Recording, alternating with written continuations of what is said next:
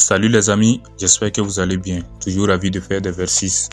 Ce matin, je vais comparer la force et la puissance ultime de Ichigo Kurosaki de Bleach et de Naruto Uzumaki de Naruto. À la fin de cette vidéo, je vous dirai lequel des deux personnages sera vainqueur pendant un combat à mort. Le saviez-vous, comparer Ichigo Kurosaki de Bleach et Naruto Uzumaki de Naruto dans un combat à mort dépend des versions des personnages et des pouvoirs qu'ils possèdent à ce moment précis. Voici donc une analyse des points forts et faibles que j'ai pu mettre en place en tenant compte de leur capacité maximale dans leurs séries respectives. Pour commencer, nous allons analyser premièrement les points forts de Ichigo Kurosaki, précisément sa version finale. Je peux dire que Ichigo est un hybride unique, comme le Shinigami Kenshi à l'eau et humain, avec une réserve d'énergie spirituelle presque infinie, notamment dans sa forme ultime comme le True Bankai. Pour sa vitesse extrême, je peux dire que sa maîtrise du Shenpo et sa vitesse en combat rivalisent avec des attaques quasi instantanées. Pour ses capacités destructrices, je peux dire que le Jetsuga Tenjo, qui est une attaque extrêmement très puissante capable de trancher des montagnes, le Jetsuga Shishuchu, croisé encore plus puissant dans sa forme finale. Pour sa durabilité et régénération, je peux dire que grâce à son côté alors Vasto Lord, il peut survivre à des blessures bien mortelles. Pour ses compétences en combat, je peux dire que Ichigo est un combattant stratégique capable d'adapter ses attaques rapidement. Deuxièmement, nous allons analyser les faiblesses de Ichigo. Je peux dire que pour ses faiblesses, ses pouvoirs dépendent beaucoup de son énergie spirituelle, qui bien que vaste pourrait être affectée par un combat prolongé. Moins de résistance aux attaques physiques ou basées sur les chakras, élément inconnu pour lui. Après avoir fini d'analyser les points forts et faibles de Ichigo Kurosaki, nous allons analyser les points forts et faibles de Naruto Uzumaki, précisément dans son mode Baryon. Nous allons analyser premièrement les points forts de Naruto Uzumaki. Je peux dire qu'avec Kurama et son mode sage des 6 chemins, Naruto possède une puissance brute phénoménale.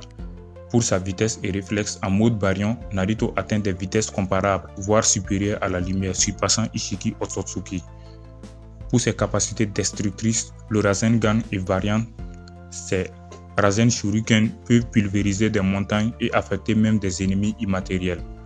Pour le mode Baryon, je peux dire que Naruto est capable de détruire l'énergie vitale de l'adversaire au contact. Pour ses stratégies et clones, je peux dire que ces clones de l'ombre ajoutent de la profondeur tactique à ses combats.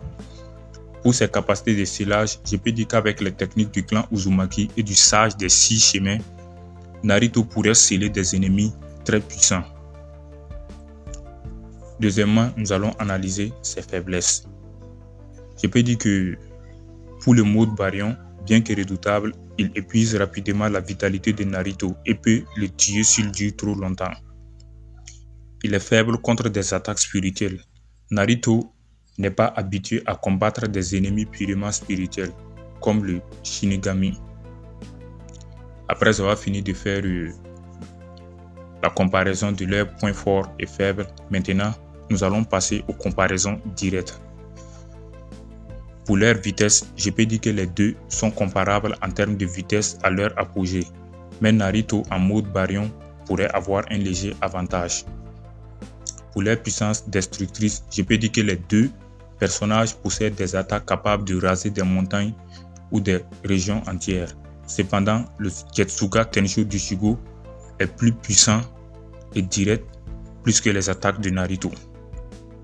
Pour leur endurance, je peux dire que Ichigo a une meilleure régénération grâce à son Dolo, mais Naruto peut tenir plus longtemps grâce à Kurama, sauf en mode Baryon.